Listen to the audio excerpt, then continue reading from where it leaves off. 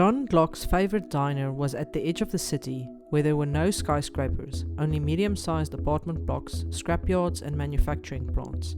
It was a 30-minute drive from the office, but he liked the place because their coffee was strong. Also, the waiters always brought him an extra piece of toast with his eggs. There was a woman in the corner booth. She had long dark hair, wore a dark green jacket and black pants. Glock had an impeccable memory when it came to faces, but he'd never seen this woman before.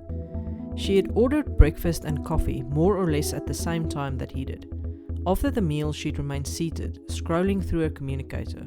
The scrolling seemed aimless, like something someone did when they wanted to kill time. She wasn't waiting for anyone. That much was clear because she'd paid the bill.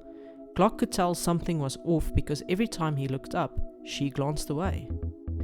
Glock was proficient in everything surveillance related, so he knew how to deal with this sort of thing. He had spent his life tracking and killing robots. Only they didn't call these artificial people robots anymore. They were too lifelike.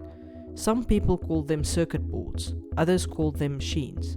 He preferred to think of them as intelligent imitations. What they were called didn't really matter.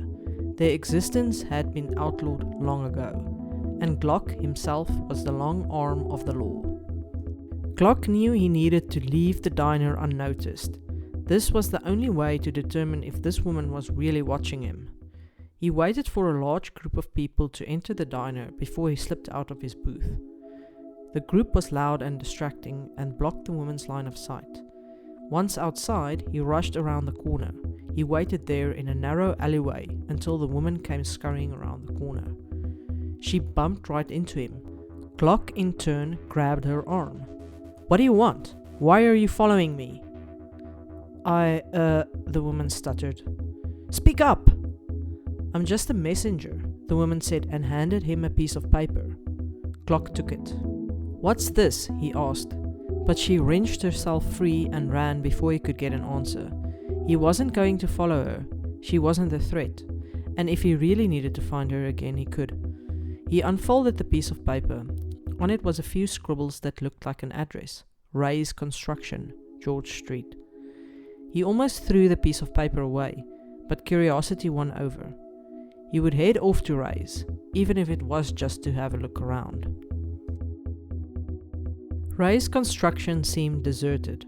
No person moved in or out of the large warehouse at the center of the lot of land. Glock drove right up to the loading door, got out of his car and called out a few times. No one answered. There were some stairs that led to an office. He followed that. The door to the office was locked, but the window was ajar. He really wasn't supposed to break into buildings, but there clearly wasn't anyone around to stop him. What could it hurt to have a look around? The large window was easy to slip through. The office was untidy, but it did seem like it had been used recently.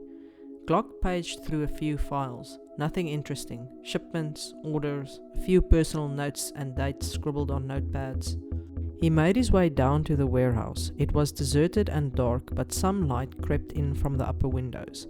There wasn't much there except a huge container that was situated in the middle of the warehouse floor. He approached that. The container was locked. He wondered if it was empty.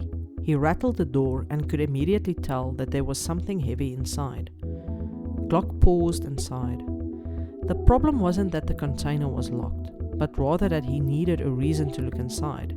If there was something illegal inside, he would have to call it in. Calling it in would require him to explain himself. He glanced towards the terminals and decided to look for something there. He read through documentation on shipments and procedures before coming across a few interesting reports. Arguments about whether or not it was worth shipping these blue boards. What is that? Glock wondered. The term was used again and again. He'd never heard of anything like that.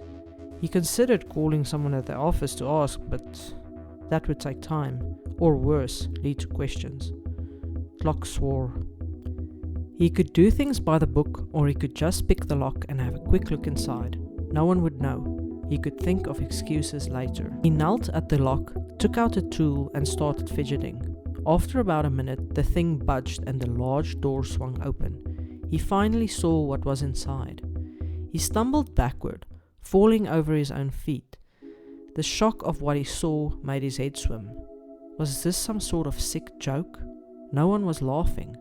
No one except him was there. There in front of him, inside the container, were rows upon rows of Glocks. Not guns, men just like him. The figures had his exact face and features, his hands and height and hair. They were even dressed like him. Pants and jacket, non-distinct. None of them moved.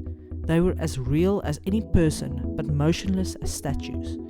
He felt his heart race. Sweat started streaming down his face. This is what panic feels like, Glock thought. He had never felt it before. Blue boards, he thought, and then it hit him. Blue circuit boards. Robots used for law enforcement. And he was one of them. Glock remained on the floor until the panic subsided. He needed a plan, something to set this whole sordid business straight. Maybe there was something in his car that he could use. It was 5 hours later when Glock walked into the diner again. The woman from that morning was no longer there. Instead, there was an older lady seated at the corner, one of the regulars that he'd seen many times before. This gave him comfort. Everything was back to normal. Glock took a seat next to the older woman. He wanted some tea. He did not ordinarily drink tea, but he needed something to calm him a tad. On the screen, behind the counter, a newscaster was talking about some explosion. The older woman was glued to the screen. Her tea and cake remained untouched in front of her. Her mouth was agape. She shook her head in dismay as she watched. The reporter spoke of a warehouse that had burned down to the ground. Completely destroyed, he said. The police suspected that someone was responsible for the destruction. Someone who knew a thing or two about explosives. Who would do such a thing? The older woman asked, to no one in particular. The waiter took Glock's order. He also had a disapproving look as he glanced at the screen. He mumbled something about them all being doomed. Glock sipped his tea when the older woman asked a second time, who would do such a thing? This angered Glock. He spilled the tea as he turned to face her. Don't you understand, my dear woman? Everyone wants to feel special. Don't you want to feel special? The woman stared at Glock, not understanding. What do you mean? Glock realized his error and calmed. He spoke more softly now. The man who did this merely wanted to feel special, he said, sitting back down. That is my guess. Does one need to destroy things to feel special? She asked. Glock shrugged. Some men do. He wiped some tea from the table, gathered his things. He then stood and left.